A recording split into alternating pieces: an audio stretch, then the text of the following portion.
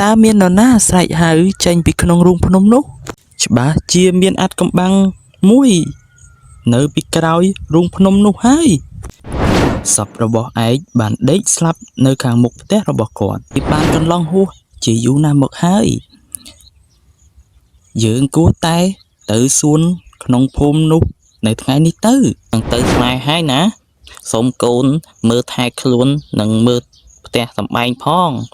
หายcũng cách chăng từ xuân nu ở sao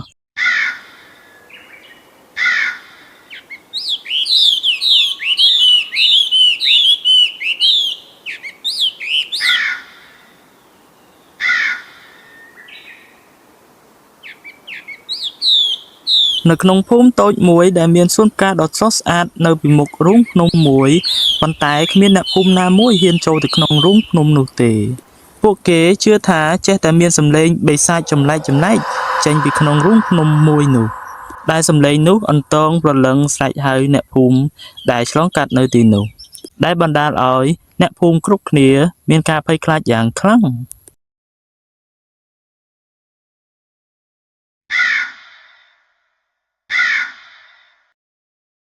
ថ្ងៃមួយមានបរិសុទ្ធនៅក្នុងភូមិម្នាក់ឈ្មោះឯកបាននិយាយថា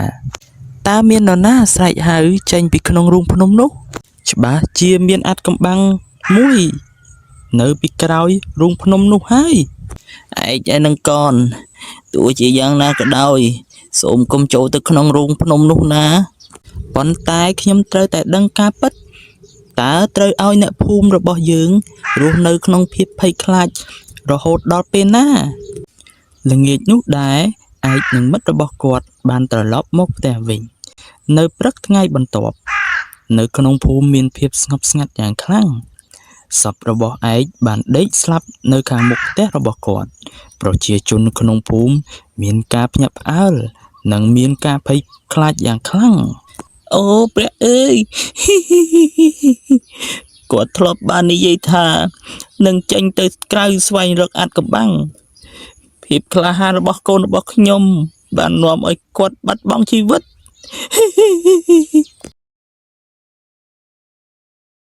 ច្បាស់ជាបិសាចក្នុងរូងភ្នំនោះហើយ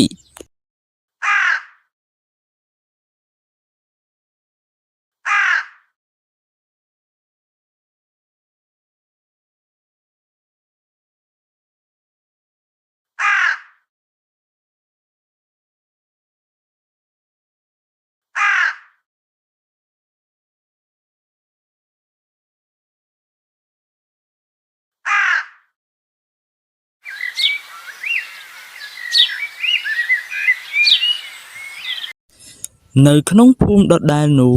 មានកសិករម្នាក់ឈ្មោះពូកុចនិងមានកូនប្រុស2នាក់ឈ្មោះដនហើយនិងកយវាបានកន្លងហួសជាយូរណាស់មកហើយយើងគួរតែទៅសួនក្នុងភូមិនោះនៅថ្ងៃនេះទៅខ្ញុំមិនដឹងថាហេតុអ្វីបានជាពុកហាមិនឲ្យយើងទៅទីនោះទេតែវាជាតំបន់តែមួយគត់ដែលមានផ្លែឈើឈ្ងុយឆ្ងាញ់និងសម្បូរបែបសួននោះស្រស់ស្អាតខ្លាំងណាស់ហើយផ្លែឈើនៅទីនោះឆ្ងាញ់ផងដែរប៉ុន្តែ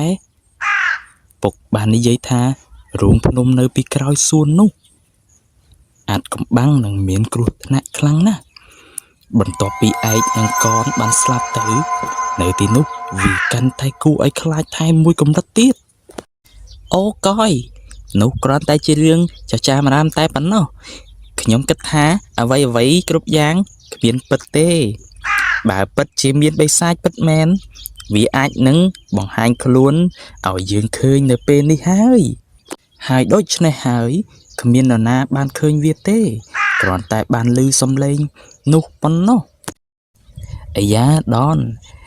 ហើយនិយាយត្រឹមត្រូវណាស់ខ្ញុំគិតថានៅទីនោះគ្មានអ្វីទេយើងទៅសួននៅថ្ងៃស្អែកតែម្ដងទៅប្រហែលយើងអាចនឹងរកឃើញអ្វីមួយអំពីការស្លាប់របស់ឯកនិងកនផងដែរយល់ព្រមយើងនឹងទៅនៅថ្ងៃស្អែកក្នុងយប់នោះដែរបងប្អូនទាំងពីរនាក់បានចូលទៅដេក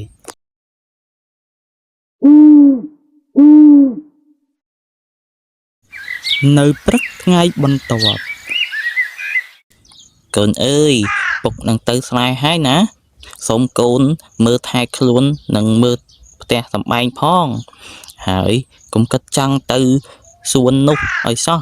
កន្លែងនោះកាចសាហាវនិងមានគ្រោះថ្នាក់ខ្លាំងណាស់កូនដឹងហើយមែនទេឯកនឹងកូនក៏បានស្លាប់បន្ទាប់ពីបានទៅទីនោះផងដែរកុំបារម្ភពុកពួកកូននឹងមិនទៅសួននៅចិត្តរូងភ្នំនោះទេបន្ទាប់ពីឪពុកចេញទៅបងប្អូនទាំងពីរនាក់បានចាប់ផ្ដើមដើរទៅកាន់សួនផ្កាអាត់កំបាំងនោះ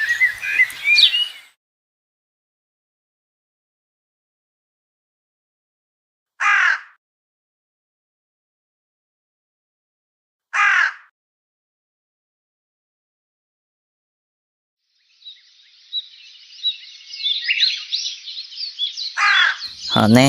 ដននឹងកយតែឯងទាំងពីរនាក់ទៅចិត្តសួនផ្កានោះមែនទេឬឯងមិនដឹងទេឬថាមានរូងភ្នំនៅពីក្រោយសួនផ្កានោះដែលមានសំឡេងបិសាចអាត់កំបាំងចាញ់ជាញឹកញាប់ដែរឬទេលោកតាពួកយើងគ្រាន់តែទៅសួនផ្កាដើម្បីបេះផ្លែឈើតែប៉ុណ្ណោះលោកតាប៉ុន្តែយើងនឹងសន្យាថាបញ្ញាប់ត្រឡប់មកវិញមុនថ្ងៃលិចណាលោកតាតាយល់ហើយអញ្ចឹងប៉ុន្តែត្រូវឲ្យច្បាស់ថាត្រឡប់មកវិញមុនថ្ងៃលិចណា